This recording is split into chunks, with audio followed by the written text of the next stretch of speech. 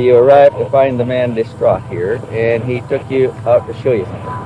Yes, sir. Mr. Herrmann came over to me in a very excited manner and told me that first I would not believe what had happened to him. And I just expected the worst. I didn't know what to believe. And he said he'd been in his yard at North Charleston, which is about 15 miles from here. And next thing he knew, he was here in this field near Somerville. Right in the middle of the field is where he said he came to. He doesn't really remember too much what had happened that night. He said he'd been watching a bright light that kept getting closer and closer. And the next thing he knew, he was here in this field, and he told me he believed he'd been brought here by a UFO. He was very excited, nervous. I really have never seen a man that excited. You know, it's hard to put in words, but very excited is about all I could say. Distressed, he couldn't remember what had happened to him. You know, there was, a small part of his life was blank. Bill could only remember small fragments of hazy images that resembled a strange mosaic tapestry of colors and things. The object approaching, falling backwards. The field of grass swaying in silence. Struggling in a bluish light that bathed the railroad tracks, then blackout.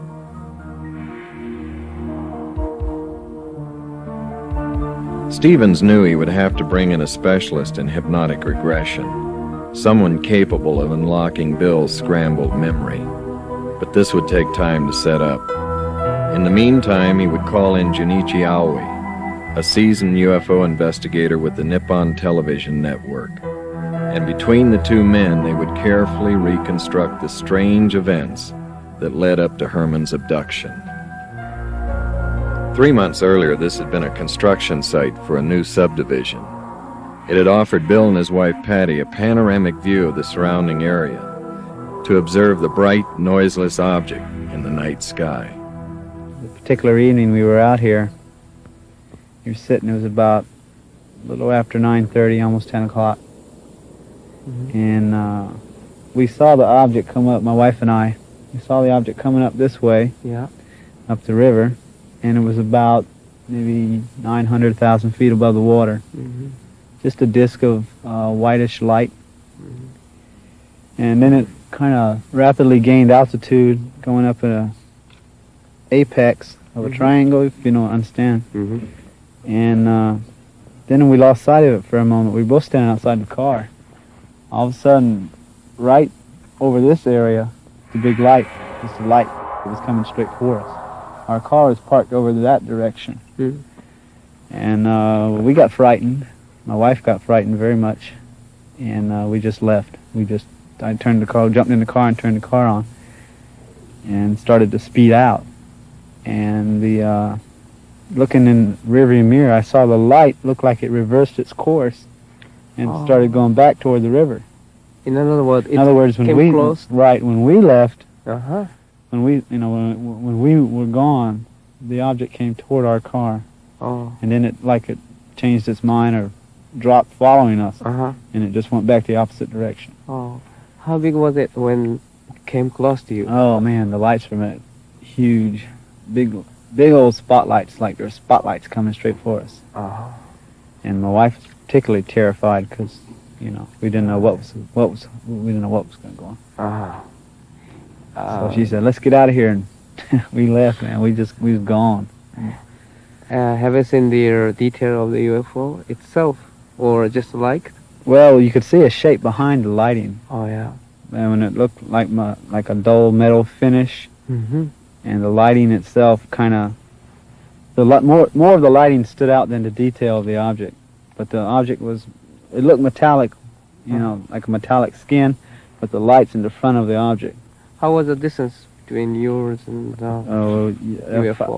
If I'd have had a camera or a rock or anything, I could have thrown it and just hit the bottom of it. That's how close it got to the car. And it was just a matter of seconds. I mean, if we hadn't gone when we did, there's no way the object couldn't have intercepted our car. I'm very convinced if it wanted to catch us, it could have. Because it seemed to be moving that fast coming up from the river. Was it before your abduction? Yes, it was. Before? It was before the abduction. Was it? I was with my wife and my daughter, so I didn't know. I didn't want to take any kind of chances on anything. So we just left.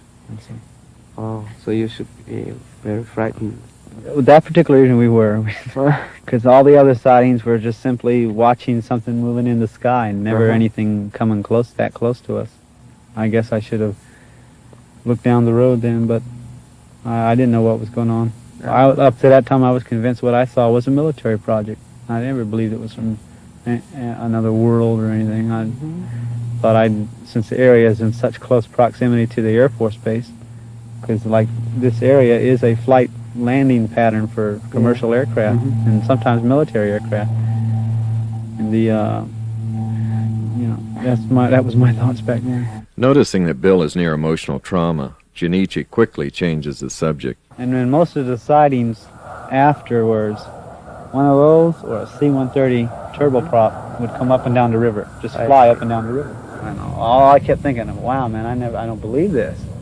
Because, one of the feelings in my mind and my thoughts was, when you see something, it seems distant. In other words, removed from you personally. But this thing reacted personally. In other words, not only were we watching it, but by coming toward us, it was watching us as well. Not just performing to delight us, but it seemed to react to our personal presence, and it reacted by coming toward us. And of course, this frightened us because I never saw it that close. And we left. After the frightening experience, Patty's fear would overcome her curiosity. She would beg Bill to please leave well enough alone. He would agree, until 3 weeks later on a Sunday morning.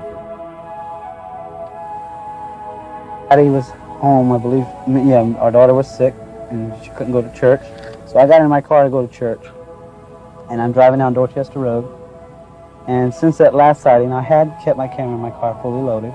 I wasn't thinking about UFOs. In fact, I was listening to some hymns on the radio, Christian hymns, just minding my own business when this thing shoots across the road.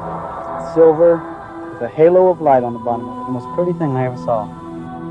At first it was silver, pure silver, and then it just changed like somebody got a rheostat in a dining room and turned it from bright to dim. This thing was going up this way and back this way and back this way, and getting so precise in its movements. That's where I determined in my mind triangular patterns, because it went up like a triangle and then skid up and down this way. And I don't know the purpose of it, maybe to attract my attention. I don't know. The triangular flight patterns would remain a mystery. And although the photographs were good, they would pale in comparison to those he would take later. As the investigative team neared the location where Bill took his dramatic new series, Stevens became concerned. We would be filming near a strategic U.S. Air Force base, and I was concerned that this might cause problems for all of us. As a retired lieutenant colonel with the U.S. Air Force, I knew that the military could be unpredictable at times, especially when you have a foreign film team operating on the edge of a restricted flight line. And we were here investigating an unidentified flying object, a UFO, that was intruding in military airspace. Yes, I was concerned.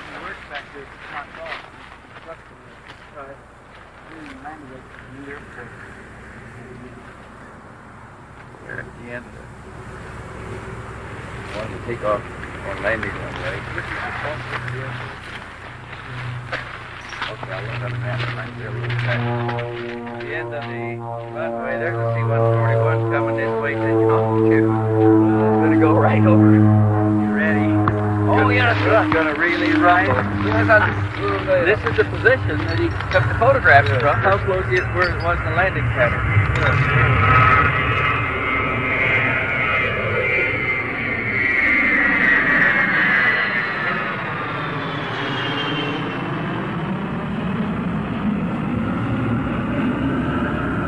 Those guys over there at the control tower had to notice something was flying around down here.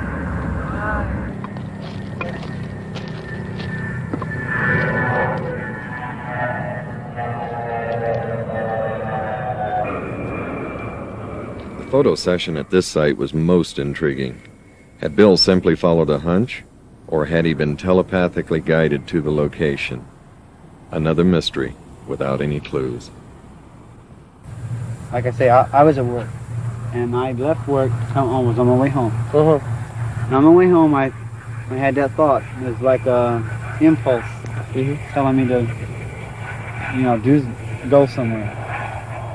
And I started to think, where should I go to myself? And then it was like in my mind, I got a mental picture of this area. And I knew it was near the air base, and near where everybody parks. Got back here. I wasn't back here 10 minutes when I could see the object. I don't know exactly where I saw it at first, but it circled the area and I saw it. And the first thing I noticed was it was much smaller. I mean, it was, prior to other ones were anywhere from 40 to 65 foot in diameter, but this one was 20, 30 foot. And another thing was it was very, very different. It was different in the sense that instead of being orange and silver, it was just like a silver metal appearance. Yeah. And not only that, but it had two domes, one of them on top of the object and one of them underneath it. But it looked sealed in metal. In other words, you didn't see no windows or no holes or nothing. No windows? No. Oh. Did not see any windows. It was just surface metal all the way around. Almost like sheet metal formed into the shape of a disc with two domes. One on top, one on the bottom. How was the dome? Was it transparency? Or? No, it was solid metal with the rest of the disc, and it was all colored silver with the sun shining off it. I mean, it was just beautiful silver, like aluminum or sheet metal. How did it fly? I don't know. I did not hear any noise. It was like, in that sense, it was like the other objects because it made absolutely no noise. I mean, it would go up like this and come back like this, come around like that, and just watching it was, it was hard because when it would go that way, I'd run across the field, and I'm trying to get it in a viewfinder, and I took about 4 or 5 shots like that, and I believe 2 or 3 of them came out, and 2 came out empty sky. Well, in the course of the sighting, the object was going like this way, and then it reversed course and went back that way until it was like hiding behind some trees over there. Yeah. And I stopped and I thought for a moment it was going to be gone. But instead, I saw an airplane coming this way. And, I saw it getting closer and closer.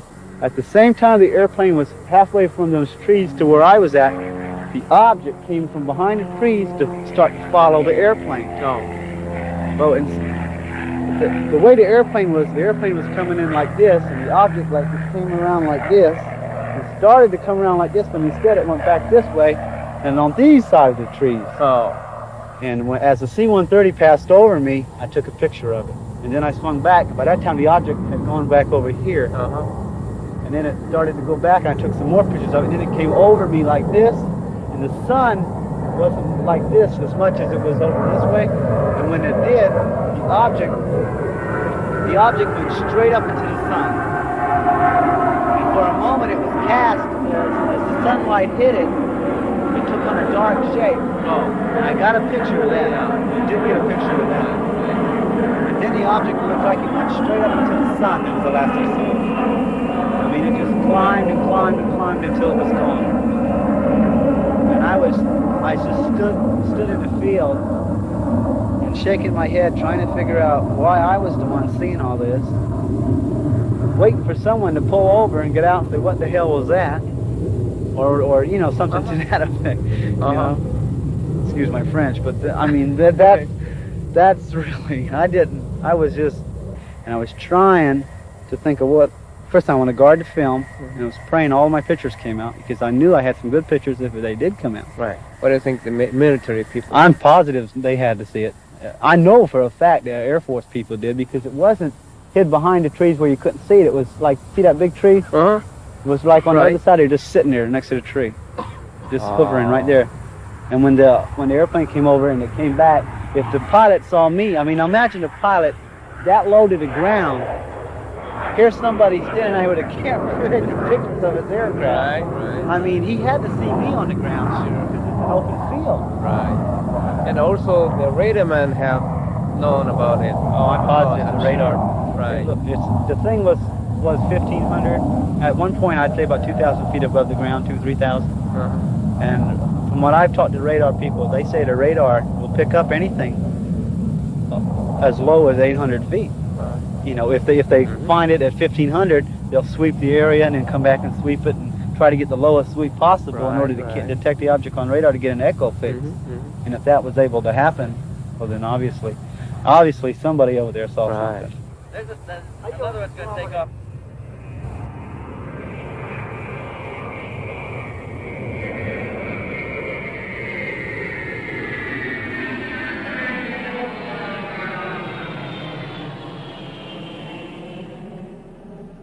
Next day, I got a phone call from the Air Force Base telling me to come out there and see a Captain King.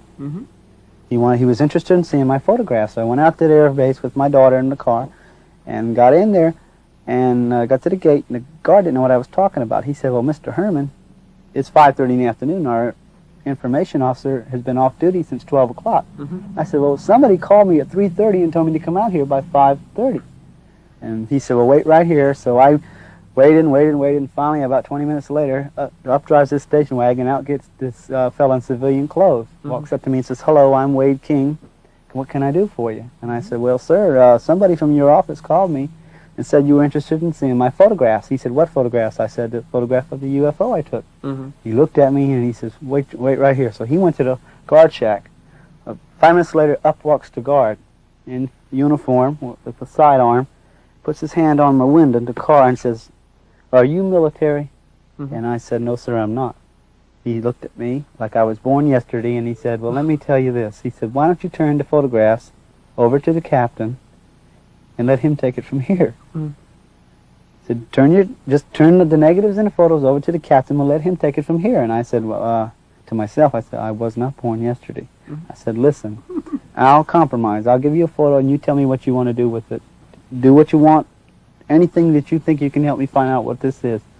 He said, well, we'll certainly do that. Thank you so much. And he wrote his name on I.O. Bill Herrmann, one card, one photograph, you know. And he handed me his card with that written on the back. So I took it and I left, thankful I wasn't military. So I took these blow-ups back to the information office to get my photo back from the captain.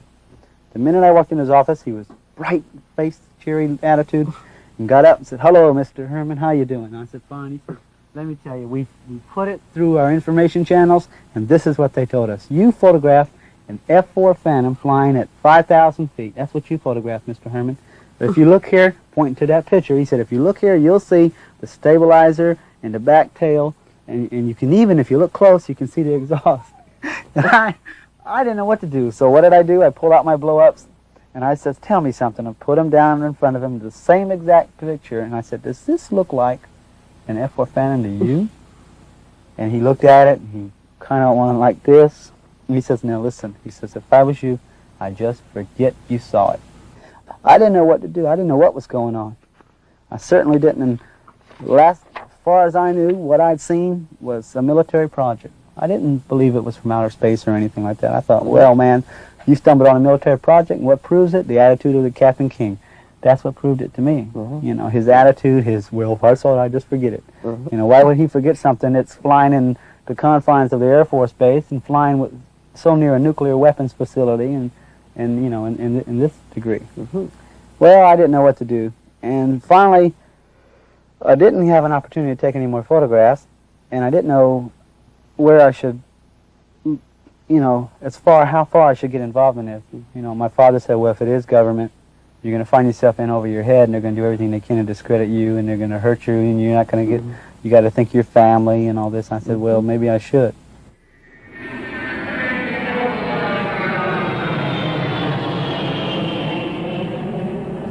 I got a phone call about, I think it was 2 o'clock in the afternoon, from a gentleman who identified himself as Tom Olson.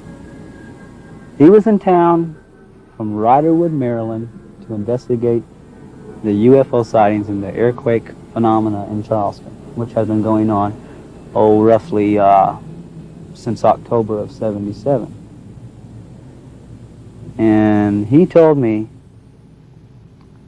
that he was here to investigate this. He was going to take some photographs of the areas where all the UFO sightings had taken place, and that he was going to make available to me copies of the information and his conclusions and findings. Talked with much authority, a great grasp of my naive knowledge of the subject, and suggested, could we meet? Well, about 3:30 he arrived at the house. He had a Maryland driver's license with his picture on it, and then he showed me a retired military ID card, and I believe it said United States Air Force, retired. And then he showed me a Social Security card, and then what they called the UFO Information Retrieval Center ID card, which was a long title, you know, but still, you know, it was, oh yeah, with a picture and with a thumbprint on the front of it. Got in the car, and I had my pictures with me, and I said, here, would you like to see the photographs? Because I was impressed with the photographs as far as, here's something that shows I'm not hallucinating. You know, what do you think it is? He brushed them aside and said, we'll look at those later. Tell me about your experience. I told him. I told him about the earthquakes. I told him about seeing the object. Told him about the photograph in it. Told him about all the people I've found it who have seen it. The strange things affiliated with it. The reaction to the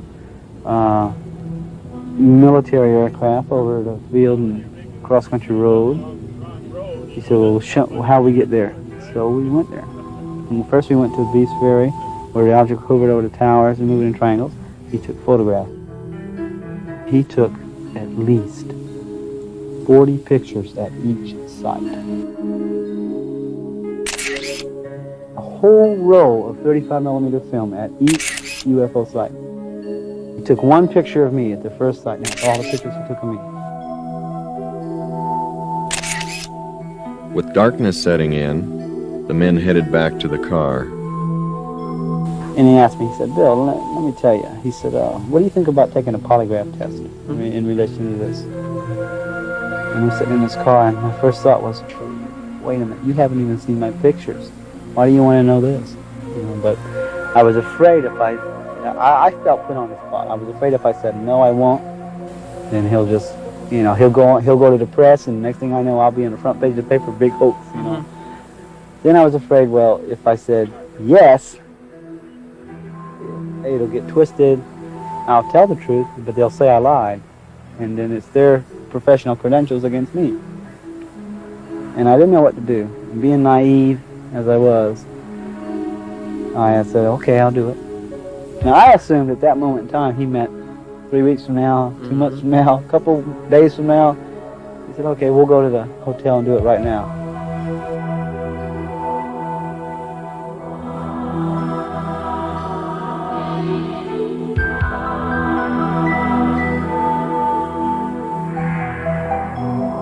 We walked in the door, and I'd never been in the Mills house. And I was stunned by the beauty of the inside, the big chandelier and the beautiful furniture in the different adjoining rooms, and the soft music playing in the background. And Mr. Olson, he looked at me, he said, this is a nice place, isn't it? I didn't know where I was going, I was just following him. And my thought was, well, polygraph, seems to me they gotta have a certain place they gotta operate it. And I was assuming there's gotta be somebody else with him, but I haven't met them yet, and I don't like this, I don't understand what's going on here.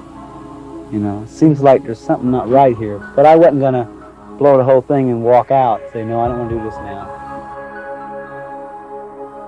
The elevator went to the 5th floor.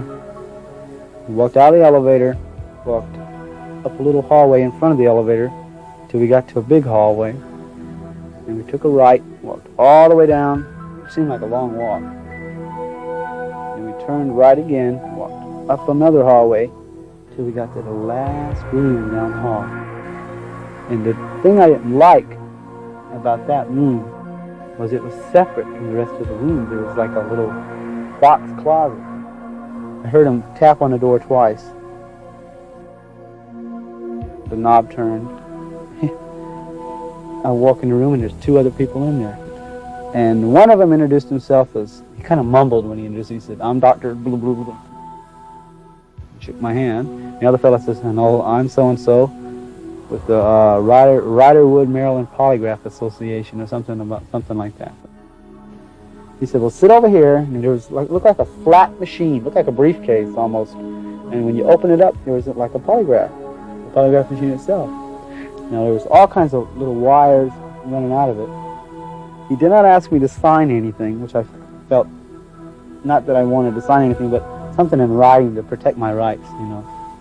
But even when that thought crossed my mind, I dismissed it, which I was manifesting naiveness. I wasn't scared as much as I was, I don't like this. You didn't even tell me there were 2 other people here. You know, and I was wondering what was going on, but if this is the way they operate, well, maybe I just better go along with the tide.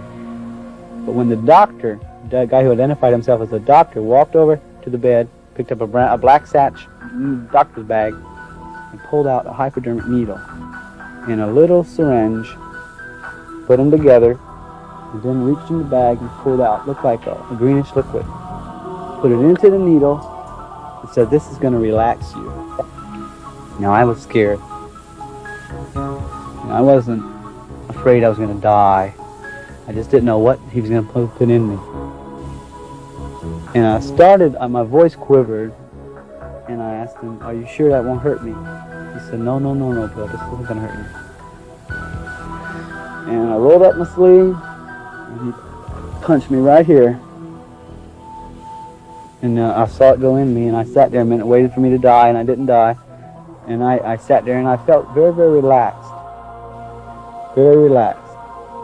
And he started asking me questions. Did you see a UFO? And I said, yes, I did. And the doctor, the polygraph guy marked something. He asked me another question. When you saw the disc, did it change color? And I said, no, it didn't, because it didn't. And he marked it. And it seemed like his hand moved slower that time. I didn't realize it, but I was getting sluggish. I was getting more relaxed. I didn't realize it. And he asked me the 3rd time, and it wasn't like I was in a trance, but I was just totally relaxed. And then he asked me more questions. He would rephrase questions, ask the same question rephrased. Now this went on for, oh goodness, it seemed like an hour and a half, until finally he said, that's fine. And he put down the thing, set it down, and he said, okay, unhook him. And I was drained of energy. I mean, I was literally, oh man, I was so tired. He said, well, go in the bathroom, wipe your face off, put some water on your face, and relax. It's over, don't worry. And I was in there and I did that, and they conferred for a moment. I didn't hear what they said. Like, you could hear them mumbling each other, and I didn't hear what they said. But because I had the door half shut. But the minute I came out, they all walked away from each other. Tom Olson said, "Okay, Bill, I bet you're starved." And I remember saying something about, not really, I'm more tired. So we left the room. Went downstairs, got in the car. Says, "You sure? I'll be glad to take you anywhere. I hear they got good she crab soup at the trawler." And I said, "No, Tom. I'm about to drop. I'm tired. Take me home." He said, "Okay." He said, "Listen." He said, "You'll be hearing from us for the results of the polygraph examination." He said, "Either way, you're going to hear from us by at least Wednesday." So we drove home, and we hardly said 2 words on the way because I was tired. I didn't even feel like asking anything.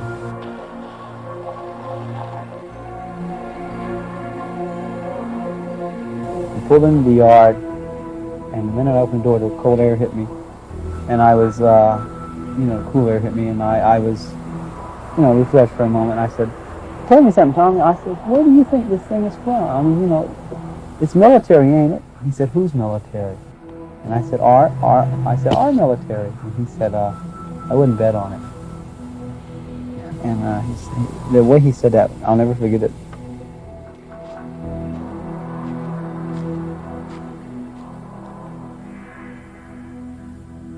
One week later, Bill received a memo from Tom Olson asking him to fill out a questionnaire and send copies of his photos to the office in Riderwood, Maryland.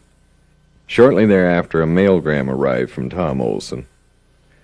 The message thanked Bill for sending the material. It was friendly, but contained a disturbing reference, which read, "I did not visit you.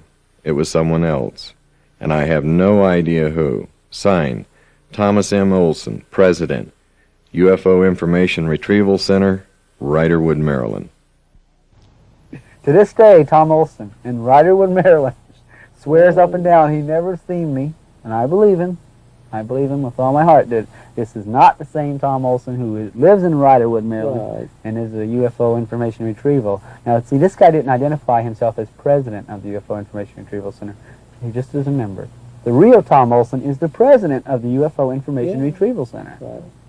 I've seen him before. Okay, see, and that's and then you've never seen that the fake. Olson Yes, again? I saw him one time after that when I worked at J.C. Penney's. It was late at night, about 9:30, and I was dumping the trash out and cleaning up where I worked at J.C. Penney Auto Center in Charlestown Square Mall. And I opened the back doors, and here's this car sitting back there. When I walked out of the door, the car just swings around, pulls up to the back, says, "Hello again." And I looked in the car, and there's this guy, Tom Olson. Now, I had knew that he was a fake. The first thing I did is I said, "Now, who are you? Why are you masquerading as someone else?" And he looked at me like, just brushed it off and said, "It's for your own protection. You should know that." Or something to that degree. He said, you should be careful what you say and how deeply you get involved in these things. He just told me about being careful who I talk to. It's for my own good. It's for your own safety. We're watching. We're aware of everything and all this. And I told him to get out of there. I said, "I'm going to go call the cops." He kind of laughed. And I started to walk and get his license plate number in the back of the car. And I started walking toward him. The car backed up. I walked in, the car just backed up all the way and took off into the traffic. He got away so quick I couldn't even see the back of the license number. I couldn't even get no numbers or letters or anything. But when I started to walk behind his car to get his license number, that's when he took off. And you never seen Never. again? I haven't never seen him face to face again. And what do you think? I think he's either CIA or I think he's part of some conglomerate that looks into these things for the government, off the record, and does it solely to either confuse everyone really involved in it or to discredit any people who come into contact with UFOs. I believe that. I think that's his whole purpose, isn't it? It's to Not only get had me Bill and his frustrated. family been Get targeted, me so but frustrated. harassment was now being focused on the investigative Instead of team. promoting the truth and the facts. After we spent a whole afternoon and an evening interviewing like we did here this evening, and everybody had gone home, and we went to bed about 12 o'clock. It was pretty late at midnight, and I was just getting to sleep at 12:15. The telephone rang twice, and it didn't ring again. So I picked up the phone, and nobody on it. and I thought, well, somebody dialed wrong. Mhm. So I went back to sleep, and it rang again twice. And I woke up or was sleeping light enough. I heard both rings, and I thought, well, somebody is trying to call. I picked up the phone, and nobody on there, but the line wasn't closed either. The line was open. I could hear that, but nobody talking, nobody breathing, anything. So I hung it back up, and I dialed the desk downstairs, and I said, did you call me? And he said, no. I said, did any calls come in for me? He says, no, there hasn't been any calls on the switchboard. It's 1:15. So I hung it back up, and I thought, well, that's strange. And at 2:15, I got another 2-ring call. Mhm. And I picked up the phone. I says, who is this? Nothing. Mhm. The line is open, nothing. So I called down to the desk again, and I said, is there any way that my phone can be rung? And he says, not unless it comes through this switchboard. I said, has anybody called? He said, no calls have come in. So I hung that up, and I called John Fielding across the hall in his room, and I said, John, something funny is happening 3 times now at 15 minutes past the hour. I've got a 2-ring telephone call, and nobody on the line, and the desk says it didn't come through the desk. He says, God, that's strange. He said, I've been getting them too. He said, I got one at 12:15 and 1:15 and just a couple of minutes ago. Mhm. And it went on at 3:15 and 4:15 and 5:15, the same thing. Both of us got them. I don't know who it was. I don't know what they were trying to call. The only The only one possibility is that somebody who were staying in the hotel. Somebody Right. staying in the hotel can ring the room number without going through the switch. Well, it goes through the switchboard, but it doesn't light it up. could have been somebody picked up a phone in a hallway or Or Yeah. another room. Or Somebody in another another room could dial my room and let it ring twice, but it would have to be deliberate now. Mhm.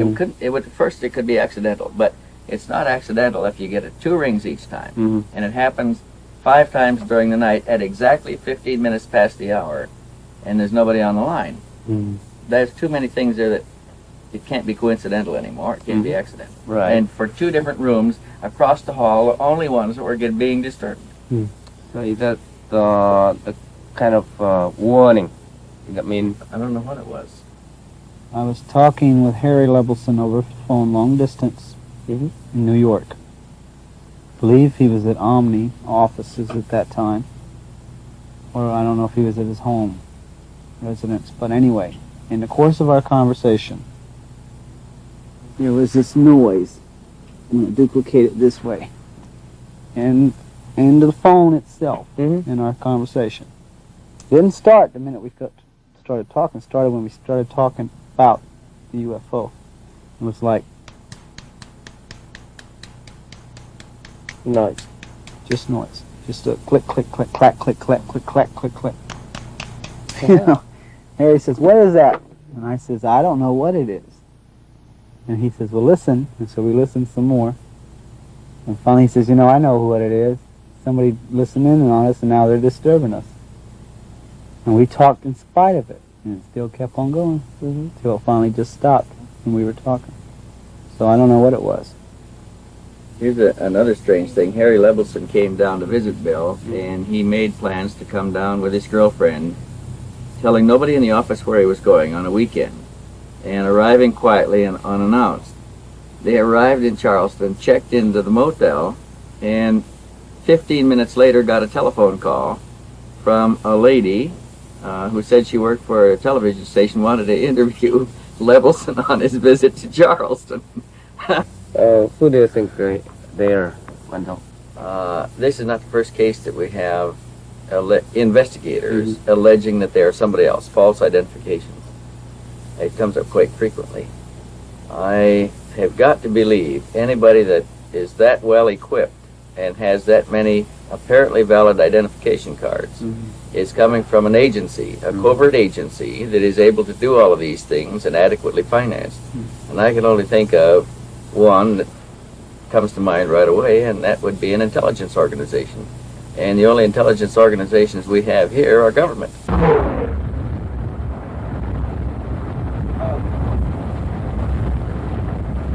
Two banks close together. The investigators call a witness, a friend of Bill's from work, who had similar sightings of the unusual object. Left turn on Old Crawley Road. As soon as we got here, we got a telephone call from The phone rang. Austin. Yeah. And Melina answered it, and she turned and said, "It's Tom Olson. He's called for you several times this afternoon. He wants your telephone number. He's at a pay station." So Tony took the telephone, and it turns out to be Tony's boss. They're calling from his work, right? To remind you again that Tom Olson called once more and wants to know if they can give the Tom Olson your number. Yes, he urgently wants my number. And he's at a pay station someplace, and he wants to call back. Stevens has placed an inductive coil device on Tony's telephone, hoping to record Olson in the act of harassment. Tony places the call to the pay station number.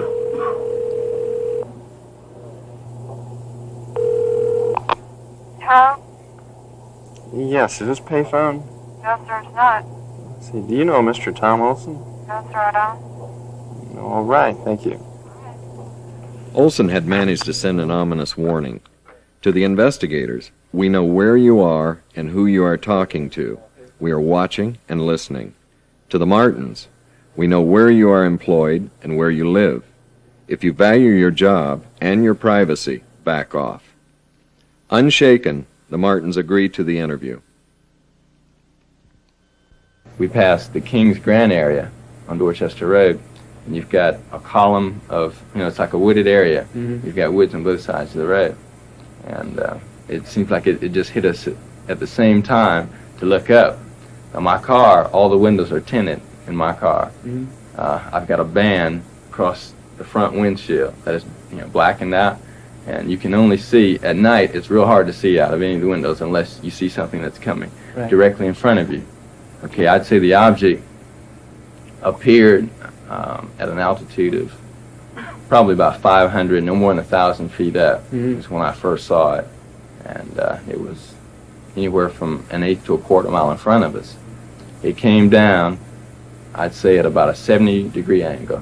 Okay, it came from an easterly direction, came down, and what I really noticed about that was strange. Bill said, "Look," he said, "it's doing triangular patterns." That's what it was doing. It was a glowing object. It's doing triangular patterns through the sky. It came down at about a 70-degree angle. It made a loop, probably about, I'd say about 100 feet above treetop level. Came down, made a loop, and then went back up at the same type angle. And I thought it was really strange that they would come down and they could only be seen directly in front of us. Okay, and I didn't think there was any mistaking, of it being the object because of what he had told me about the object doing triangular patterns. So we saw that. We went a little bit farther down Dorchester Road, and we turned into another subdivision called Forest Hills. We went back in that area, and you've got the Ashley River area. It's marshy. Right. We went behind a house there, and we just stood around. He just had an impulse to turn there.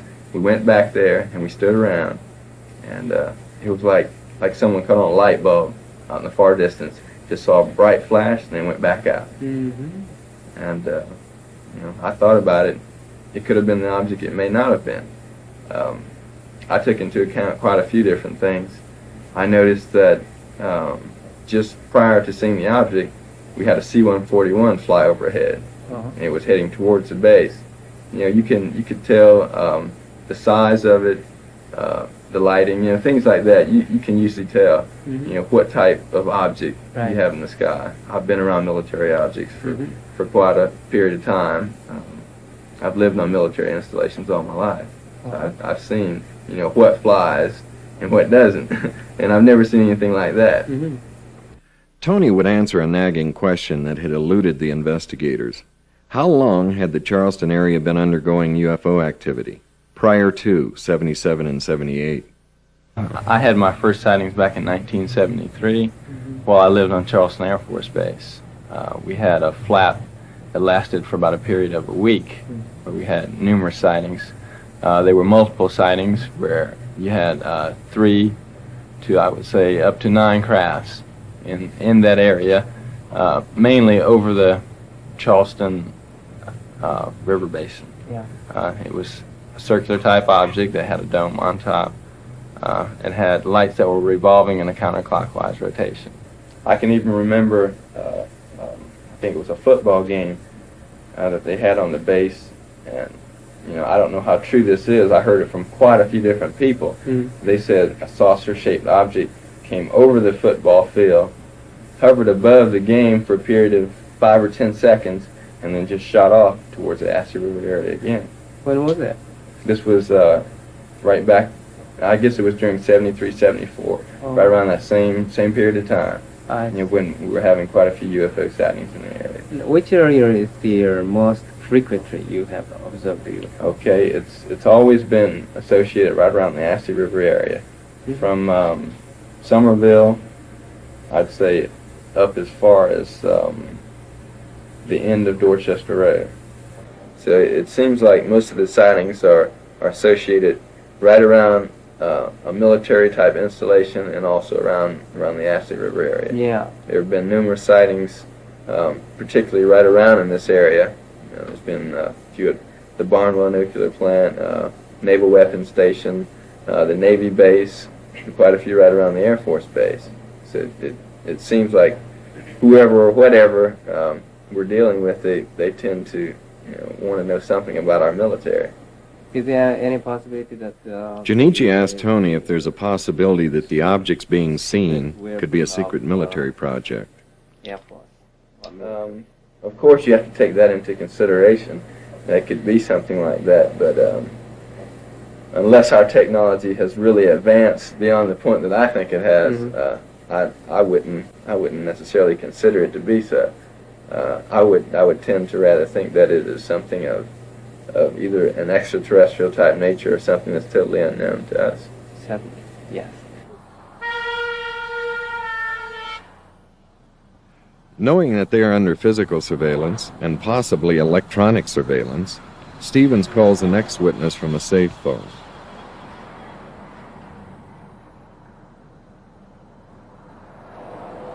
In December 1977, I was returning from lunch back to my office. It was about 1:30 in the afternoon, clear sky. And up Rivers Avenue, as I was approaching a viaduct, I noticed a glowing orange type object off to the left of the car. I would estimate possibly 3,000 feet away, but it was very clear, and it apparently was motionless. And I could see no wings of any type, no rotaries, as though it could have been a helicopter. And I noticed at least one person in another car pointing to it, which indicated to me someone else had seen it. As I approached the viaduct and began going up, there was a traffic light, and I had to stop for that traffic light, and I noticed that the object was descending in the same direction, apparently, that I was going at a slow rate. And I thought possibly it was a kite of some type, because it defied the obvious laws of gravity, and there was no sound. And as I began moving forward after the traffic light, I noticed that the object had disappeared beyond some pine trees which were to my left. And I looked straight ahead and I could see the object apparently crossing Rivers Avenue beyond that sign at a good distance away, but it was at an angle. I could tell it was a disc-shaped object. It had the definite orange color, and it apparently was moving with no wings or no rotors as a helicopter would. It was not a bird. It was very, very clear. And at one time, I did also observe a C-141 airplane at the same time that I saw the object. You've seen the object more than once? No, I've seen it one time, but it was during the first time that I saw it, first glanced at it.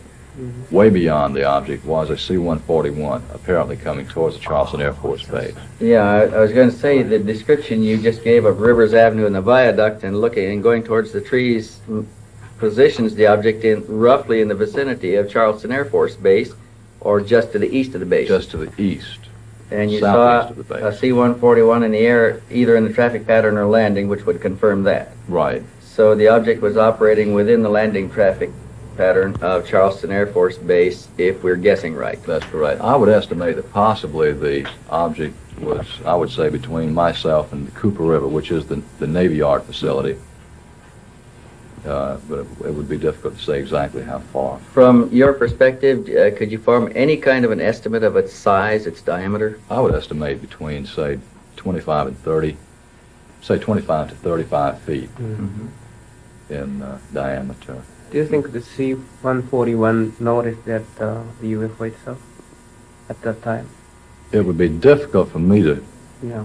think that the C-141 would not have noticed it, because it was in the sky and Bright? bright. Purcell had observed the same type of object playing cat and mouse with a C-141 3 weeks before Herrmann had taken his spectacular photographs of the object on the tail of a C-141. So when I came back to my office, I told my staff that I'd apparently seen a UFO, and of course they chuckled. They thought I was, had a couple for lunch. I assure you I had not. I called several TV and radio stations to ask if anyone else had seen an object or reported it, and none said that they had received any calls. How receptive were they to a report of a UFO? Were they interested in what you told them? Not really. The North Charleston Police Department said I could come down and fill out a report if I chose to do it, and that's as far as it got. The Air Force Base said they had no record of any sightings. The interview had been completed without any outside interference. They would continue to use safe phones to arrange meetings with potential witnesses. Stevens had turned up a new witness who claimed to have a series of remarkable photographs, but he was reluctant to go on camera, fearing that this might compromise the privacy and security of himself and his friend, a noted television and radio columnist who took the photographs. After a lengthy discussion, Junichi assures the witness that his identity will be cloaked. You want to see these things? Yeah. Let's see. Those pictures were taken, some by the gentleman you're talking about and some by his mother, were they not? Just by him. By Him and his wife. I don't know which one of them took. His mother was, I think, his or her mother was kind of old, and she didn't have any photography stuff. Did they ever see the spacecraft on or near the ground? Well, just right over These the house. people? Just over the house. Yeah, just flying. There's a lot of pictures here. As far as I know, no one has ever seen these photographs except for the people I've described. Here's like this one's flying directly over the house. Right over the house. Right over the house. Here it is with the top of the capsule raised. He said that capsule went up and down on top. Changed elevation. Sometimes it was higher and sometimes... Well, you see in this one, there's no top to the thing. This is going over the house also. This is the same photograph, but it was further over the house. See, that's going over the house. He took another picture as it got over the house. That's interesting. And then as it went out in the field, it elevated this little thing on top, a bubble on top. That accounts for some of the changing shapes that we get reported. I see. And here's one again in the open field, just over a cornfield, way out over the trees. He said the motion pictures are extremely good that he took. He said they were real good. Imagine that. Right. But Because he got it going over the anyway? house and in the woods and out in the field and all that kind of stuff. They said it was tremendous pictures. Is there any way we could get? Could you give us his telephone number again and let us call and introduce I won't ourselves? unless I call him. I'm gonna be perfectly honest with you. We'll pay for the call if you call him and ask him if he will talk to us. We'll give him a control name. We won't reveal his identity or location. We can promise to all of those things and give proof of it. These are just photographs that you can take pictures of. Yeah. And like this is one is going into the trees and going a little further and so on and so forth. And because of his wife, I don't feel like he'll ever do anything as long as he's living. Because she is still terrified. Yeah. Totally. And there's a very nice people. And they're very rich people. Okay, so it wasn't a case where they couldn't protect herself with money or anything. They could, but it doesn't seem to bother. They're still scared. He said, and eventually, these people are going to contact you. He says, if you start this thing up, they're going to contact you. He says, and I know what I'm talking about. I've talked to other people who've been through this thing. He says, that's the reason we're totally silent. He says, so if you want all the publicity and all the headaches you can ever get, you start revealing this. And now I don't know whether I should have listened or not. For every witness that had been frightened off, there were others who would willingly come forward to share the wonder of their experience, like the Jerry McAllister family in Anderson, South Carolina. Well, approximately 4:20 in the morning, I was awakened by a sound.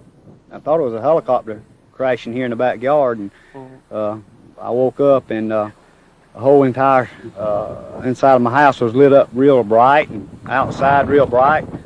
So I finally got to the window, in the bedroom window, and looked out, and didn't see any crash of a helicopter. First thing I seen was this most perfect flying saucer that you would ever see. And I never believed in them, but I seen that one, I believe in them now. But it was over the whole structure of these pine trees here. Where? Right here. It was about 70 foot in circumference, approximately 2 stories high. I viewed it for approximately 3 minutes.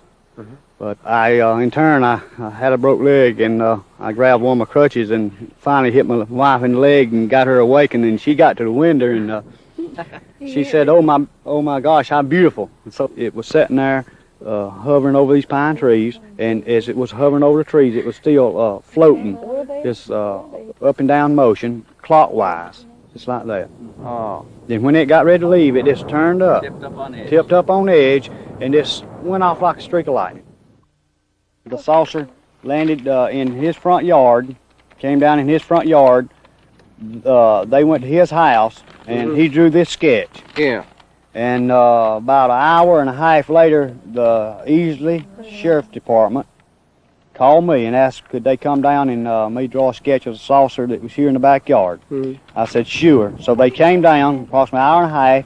I drew this sketch here of the saucer. Yeah. And not even seeing this, after I drew mine, they compared it, and you see how close they are. Right. And they didn't even, I didn't even know that they had a sketch that he drew. We didn't know nobody else had seen it. Didn't even know anyone else had seen it. The UFO bore a striking resemblance to the object filmed earlier by the television columnist. Yeah, they could. There were 17 people in all. 17 people gathered here before Counting the thing the deputy sheriff, 4 deputy sheriffs, and our family, and those neighbors and the next door neighbors. There's 17 people in all. As daybreak came at 5 after 7, that's when it got up yonder real high, and it was still bright. And then all of a sudden, it left, and it was cloudy like. Just in this area. Just in this area back through there, from where it left, it was cloudy as it could be, just like it's coming up a rainstorm. Was there any odor or smell of any kind? No smell, no odor, no smoke. These trees, nothing moved when it was there or when it left. Everything was perfect. I originally wasn't scared. I could see windows, but the windows were black. Black? It was just all white, and the windows was blacked out. It looked like. Have you seen the UFO before? No, sir. Have you heard of that, the story? Yeah, I read magazines all the time. What you're interested in? She is. Yeah. She's the only one that's ever believed in them or liked to read about them. And my sister, she reads about them, and she loves it, and she believes in it. We'd make fun of her, and she would give Nancy her books, you know. She'd buy the UFO magazines, and I always give them to me after she finished with them. When I'd read them, I'd say, Mama, look at this, you know. She said, oh, I ain't fooled with that. I don't believe that stuff. I didn't. How about you yourself? This was the first time. I see. And before then, I didn't believe in it. No, sir. How about you? No, I didn't believe in them. Like I tell you, I didn't believe they even sent men to the moon. I just never could get it in my mind and believe that mess. But I believe it now. And this saucer here, it didn't come from the United States. We brilliant, but I don't believe we're that brilliant to have something that beautiful. Not a structure like this was. I believe it comes from another planet.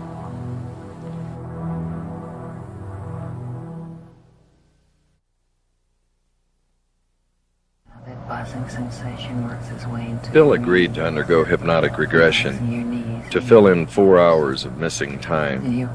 Hopefully this would answer his haunting questions. Who are they? What are they? Where are they from?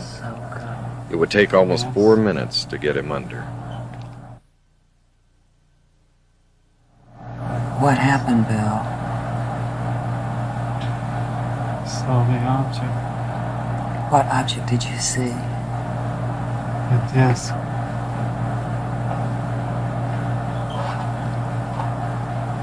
I saw it moving.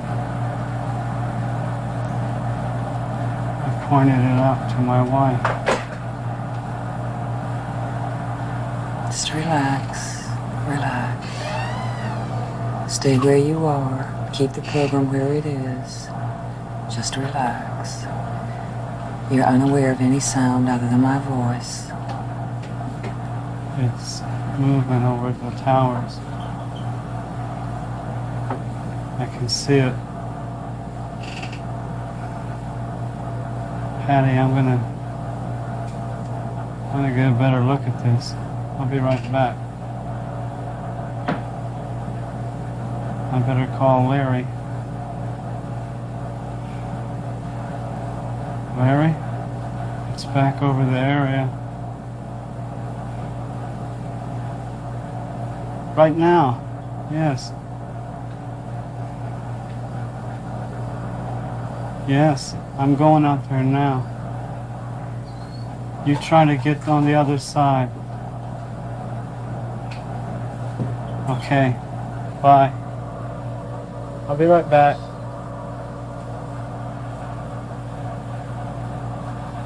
What's happening, Bill? It's moving over the towers. I can see it. It's about, I don't know, about 1,000 feet above the towers. It's moving in triangles. I can't. What the? I'm gonna break my neck. What is this? It's all right. Light. You What kind of light is? You won't experience any discomfort. Huh? Just relax. What? Wait a minute. Look at the reeds. There's no wind and you're swaying. What? Look at the size of it. Good God. It's big as a boxcar.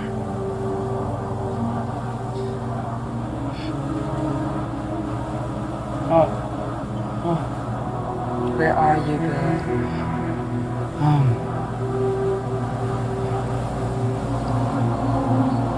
I don't know. It's relax. My shoes. I can see my shoes. I'm lying down.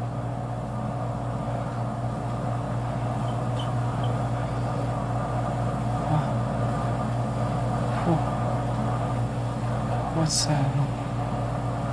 Looks like a stoplight. Where's the stoplight? It's on the ceiling. What color Wait a is it? minute. It's not a stoplight. What kind of place? This is... What did I do? Get hit by a train? Wait, no. No, that can't be. No. Wait a minute. What do you see, Bill? Oh my. The lights are slowing down. They're flashing. On the ceiling there's a light. Oh. It's... Who's that? They're bald. Wait a minute. They're not bald, that's just the way they look.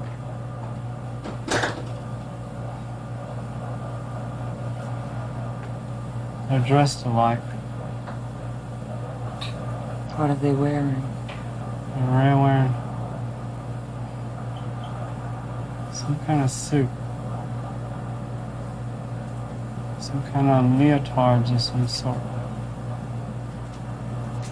No, Are they humanoid? their backs are to me. They're looking at the light on the ceiling. They're looking at my foot. No, they're not looking at my foot. They're looking at the box. There's a box. I can't move my arms. I want to sit up, but I can't. My clothes are on, but my coat's undone. My shirt's unbuttoned. Is anything attached to you? It's cold. Some kind of metal box. Flat metal box. It's cold, but it's not like water. Where is the flat metal box? It's on my chest.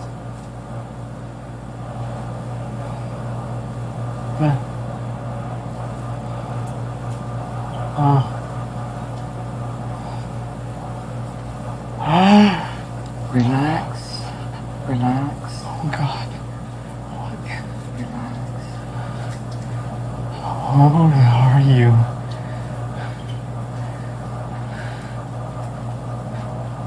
Oh, my God. What's happening, Bill? They're looking at me. Oh, God. What's wrong? Don't be afraid. Don't be afraid. Don't be afraid. Don't be afraid. They're standing there.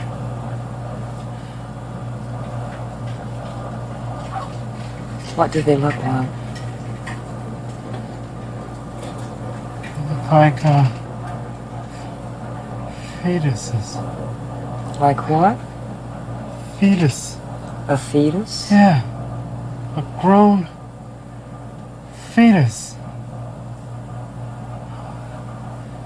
Wait a minute. It can't be a fetus. The light, that's what it is. It's the light in the room that makes them look that way. Look closely.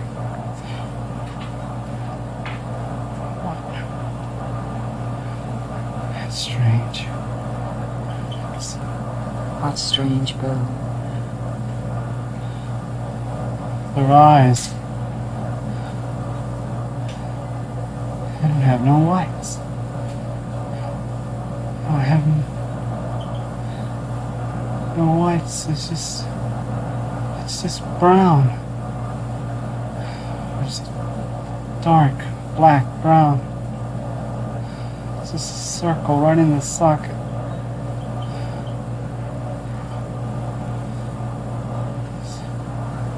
Where's their how can they breathe with no nose? Wait a minute. Do they have a mouth?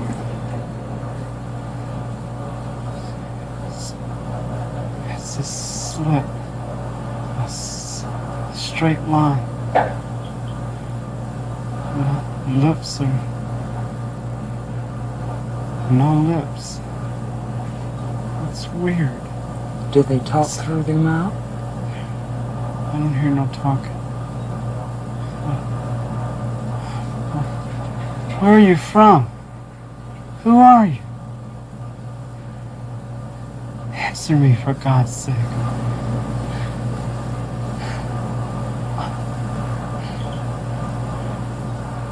Yes, it was broken once. What was broken, Bill?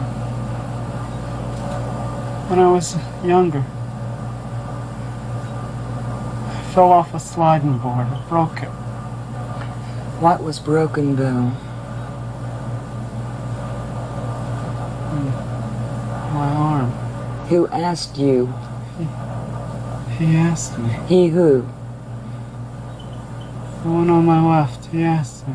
How did he ask you? I don't know, but I heard him. Did he use his mouth? It's just, how can he talk in his lips?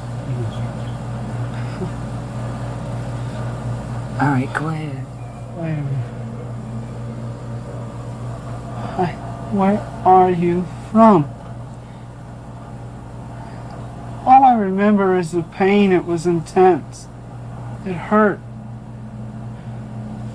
Bill, stay where you are. I want you to tell me the questions they asked you when you answered. Do you understand? Concentrate on what it was like. Be still and concentrate. Very well.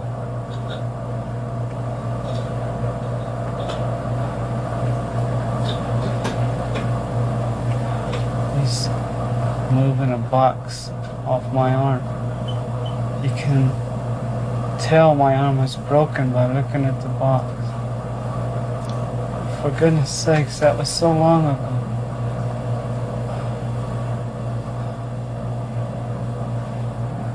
Two legs. Did you see their hands? Yes. How many fingers did they have?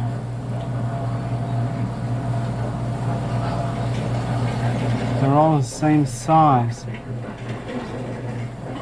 Lengthwise, they have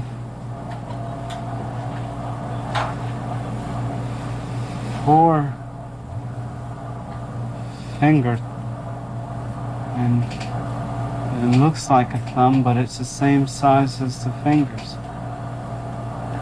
So that's a total of what? 5? Yes, 5. Okay. All right, now you're... Go ahead. The hand is weird. Why is it weird? You can't see any creases where knuckles go. There's no kind of... It almost looks like they're rubbery. Almost flexible. Can they manipulate them very well? They seem to be stationary. They're stationary? I mean, they don't bend them.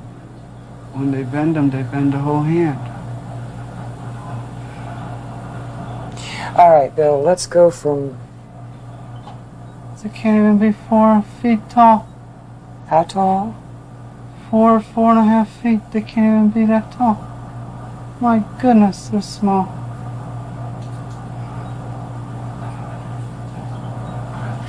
Look at this. They're like marshmallow. He touched me. Look, this. You can tell there's bone under there, but you can't tell. It's weird. Good grief. What color are they? Very pale, very milky. Is it a skin-like texture? Not skin. Everything's the same. No hair, no pores, just skin. It's weird. How did you feel when this being touched you? Like he was very, very peaceful. Like I had nothing to worry about. All right, now what happens? We're walking. We're going toward the door. The room is weird.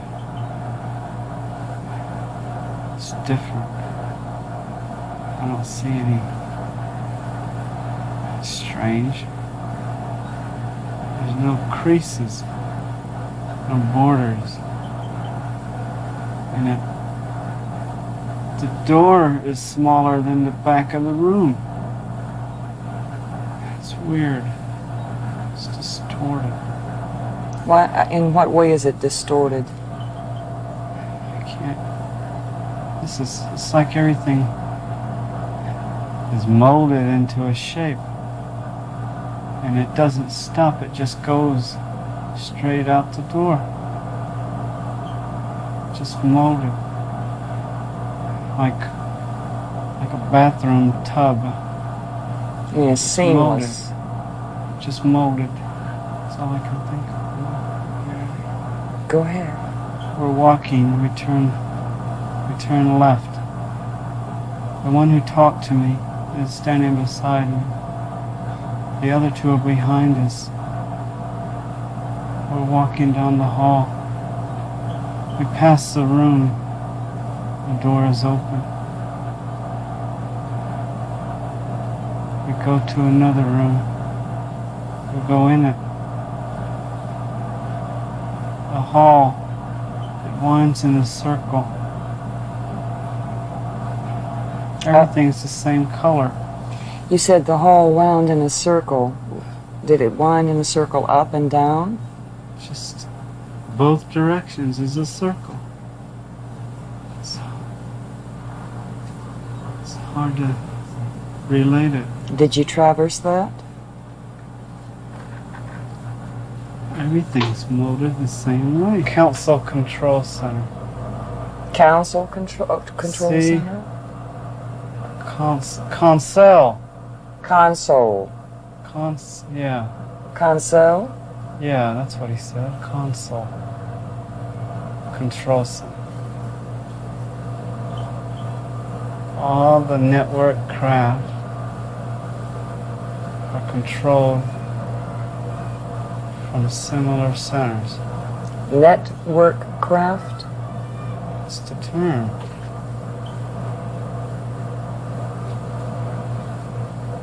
What's the network? What? Where? What did he say? He said they manipulate gravity. No, they manipulate the equilibrium in the gravity. How? Did you ask him?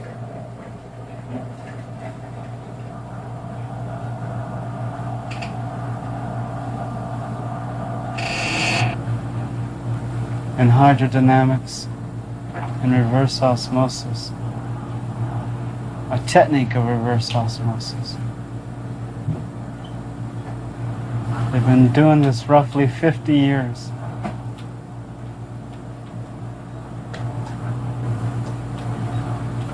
It's uncomprehendable for me to understand.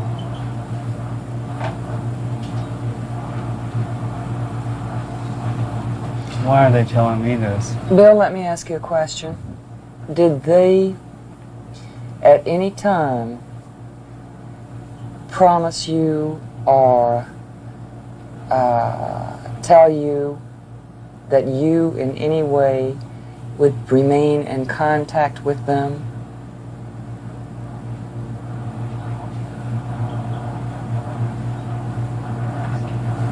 Speak it. He said that they have means to contact those they wish to contact.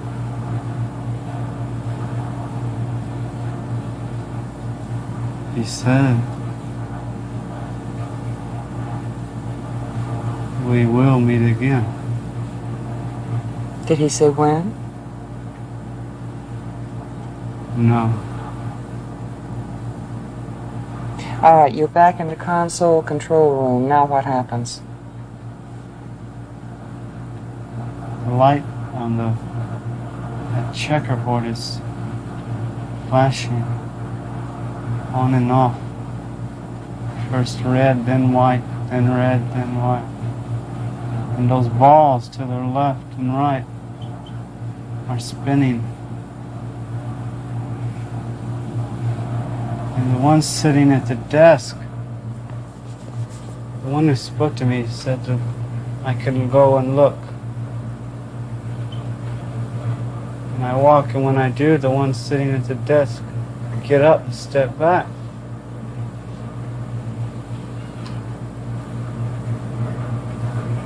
What happens? They step back. And when I move away from their desk, they sit down. Did any of them at any time touch you other than the one who helped you from the table? No. They look familiar.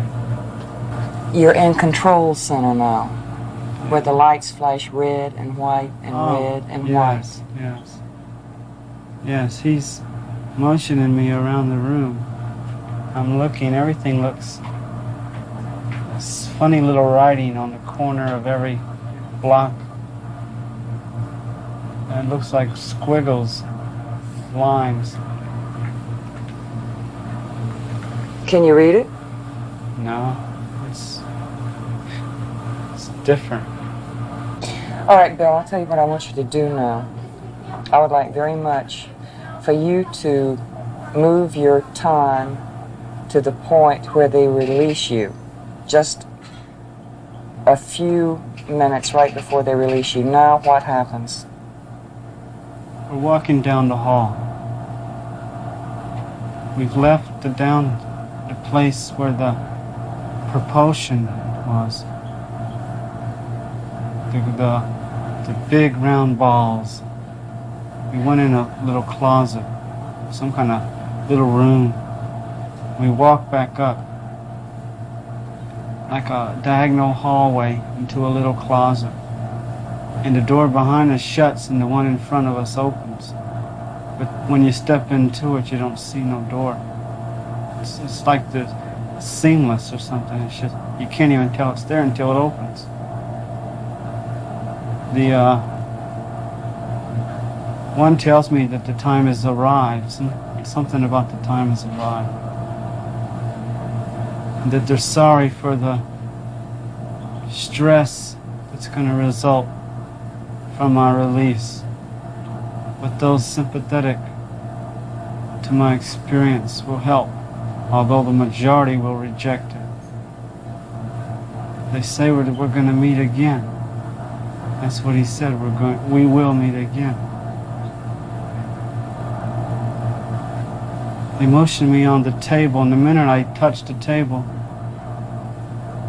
the light on the ceiling starts to flash. First slowly, and then fast. And as I lay down, they step back from the table. Did they place any restraints on you? I just lay on the table. The other one, he walks to the table and he's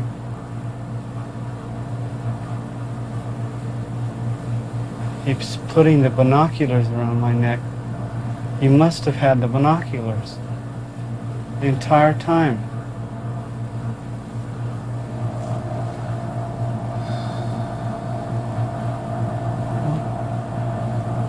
The lights flashing and they're standing there.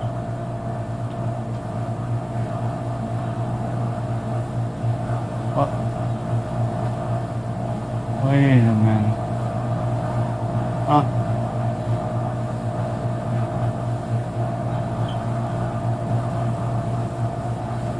I'm looking down at my feet. There's a glow at my feet. I look up slowly in a daze.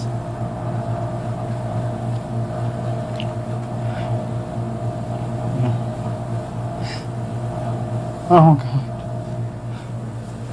Oh no. Calm down. Calm. Calm. When I put my hand on you, when I put my hand on you, you'll calm down. You're looking at a television set. You're looking at a television set. You're watching this on a television set. You are watching this story on a television set. Look at the television set. I'm running. Look at the television set. Describe what's happening on the television set. The object is leaving. It's going up. Look at that thing move. It's going in triangles. There it is again. You're watching it on a television set? It's going to the left. You're all right. Oh my God, where am I? Where's the tracks? Oh God, Daddy! Bill, look at the television set. Look at the picture on the television set. Now look at the picture on the television set. Look at the picture on the television set. You are calm. You are watching a rerun. You are watching a rerun. You are calm. Now describe to me what you are watching. You experience no panic, but you see in great detail. You are watching a picture. I gotta get back to that orange, that yellowish orange mark. It's the only place I'm safe. What's that? I hear something. There's nothing there. The object's gone. Where am I? What's that? Time is it? Day is it? I can't get your head on straight.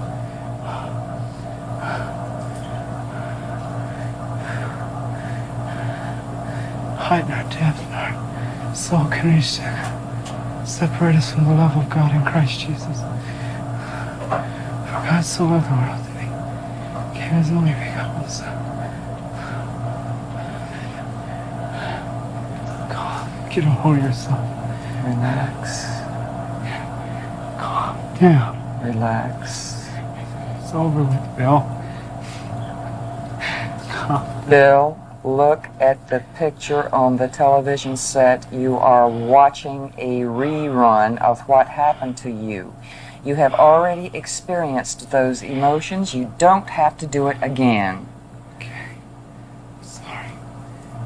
You don't have to experience panic again. Okay. There. What's that? A car.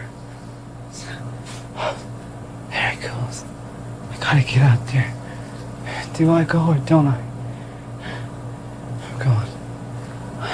It's now or never. I'll be here forever if I don't move. Lord, give me strength. I'm going now. I'm running. Tearing through the bush. Stickers. I'm on a road.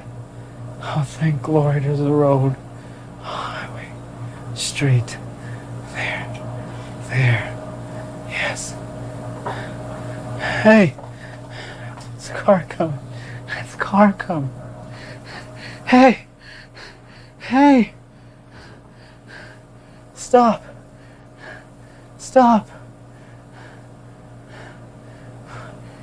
Thank God you're here. No, it wasn't a car accident. Please get help. Where am I? No, it wasn't a plane accident. No. You wouldn't believe me if I told you. Please, get a policeman. Thank you. I don't mean to scare you. Please get a policeman. Get help, please. Calm down. Oh, thank God. What if they don't come back? What if they don't come back? Stop! There's another car. Stop! Yeah, stop! Yes. Thank you. Get a policeman. Yeah, that's right. No, you wouldn't believe me if I told you. Just get a policeman. Call him, please. Thank you. Two people can't just drive away.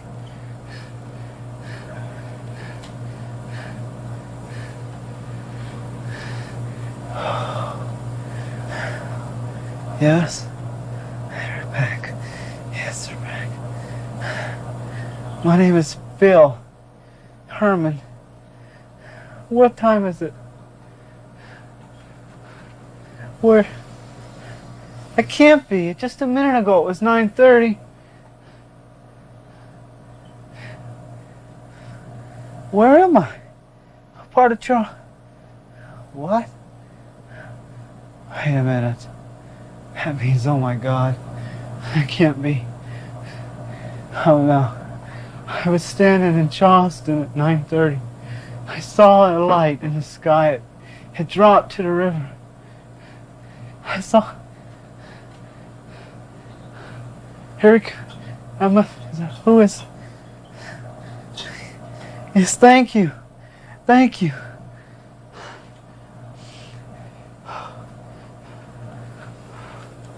Herman, call my wife, please.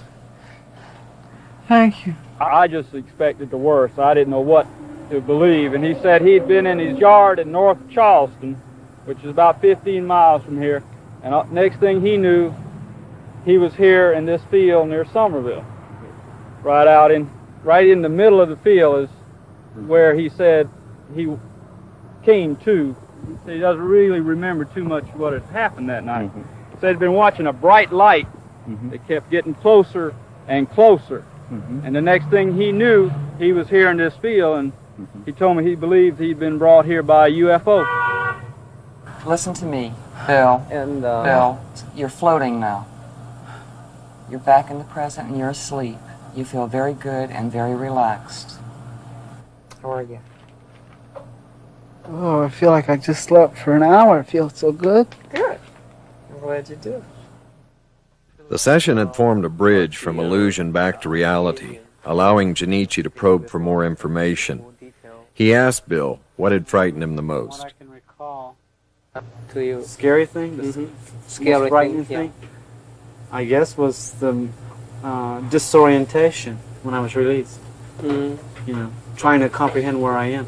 I don't understand why they released me there. Why didn't they release me where I was picked up? A concern of Junichi's was how would Bill cope with the reality of the experience. I can't deal with this for the rest of my life. I don't know what to it's in a way it's strengthened my marriage, in a way it's torn my marriage apart. In a way it's gotten to the point where it's not so much an obsession with me as it is a preoccupation. And if I saw the object again, I'm naturally going to be inquisitive, but I don't know what to... You don't know what they think. Right. And yeah. You know, I don't know what's... You know, it seems like with all this information and all this in relation, it seems that, you know, I don't want to get into a position where there's positive deception on their part towards me. I don't want to be used as some leverage. There would be more sessions and more answers to troubling questions, beginning with, why did the objects perform triangular flight patterns? The reason why they are moving. The reason, I thought I got over that, is the reason that they fly in these triangles or they perform these erratic movements is because radar can lock on them. Interferes with their propulsion somehow. I don't know the mechanics of it. So that would explain in one small area why radar doesn't lock on these things, because of their movements. They come up the river and they're flying level and then they just crease up. And the higher they get, the more starting this thing they do. But they seem inside the object to be able to stabilize everything inside so it doesn't tear itself apart like a jet would if it started doing these acrobatics. Junichi asked if any of the objects had crashed due to radar lock-on. I believe this was back in the 60s or 50s, that radar had interfered with the propulsion of one of their network vehicles, and that the object itself had to make what he termed an impact landing or a crash landing. Literally, they lost one of their objects, and not just the object, but the occupants on board were lost as well. He said governmental authorities and got the craft itself, the occupants. As a result of that crash, they tried to make contact with the government, open contact. But it was suppressed, the way he said it, and it's maintained suppressed. By whom? I don't know.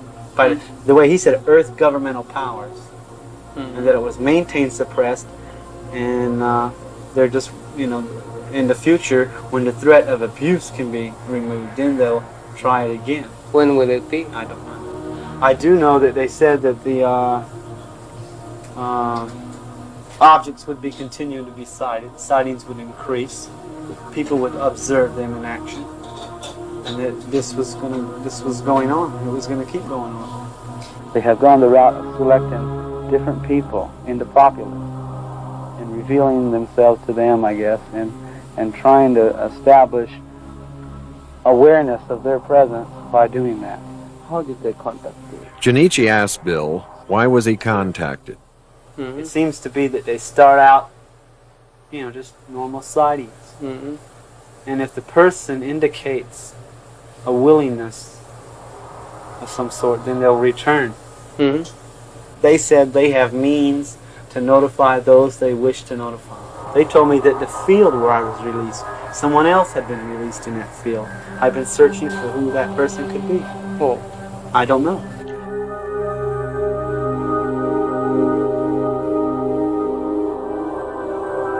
The investigation would wind down, even though Bill continued to search for clues into his past. After I recall what happened the first time in March, I was told by the occupants that they consist of a network of these objects that are operating around the world in presently in the continental western hemisphere, is the way they worded it. And they're from a cluster of stars 32 light years away, area in what we call reticuli, galaxy zeta reticulum, and that they were stellar astronomers, or that was their whole civilization. That's what they were geared to: stellar astronomy and life and study of life all across galaxies, and that they're a network sent here to initiate what they call direct observances, and they conduct inter-atmospheric flight and direct observance of people. And what they do is they examine, they see the geographical spectrum. They examine the experiments that they conduct in what he called reverse osmosis and hydrodynamics. They conduct a lot of experiments over water. They conduct experiments in aeronomy and geodesy. See, these were things that came out after I was went through. Dr. Harder helped me a great deal by breaking that block. That it was like I couldn't remember. No matter what I tried, I couldn't remember. So when I did remember, it was like just like a water pipe was busted in the water, just wouldn't keep turning over and turn over. Just like that.